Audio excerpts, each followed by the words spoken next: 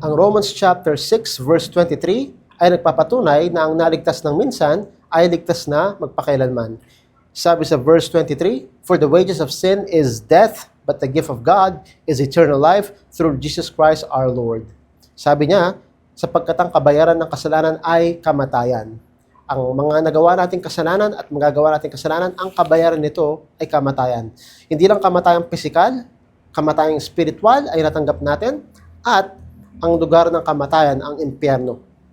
Pero kapag sumampalataya ka, sinasabi dito, meron kang regalo na buhay na walang hanggan na galing sa Diyos sa pamamagitan ni Jesucristo na ating Panginoon. Paano ko makukuha ang regalong ito? Buhay na walang katapusan.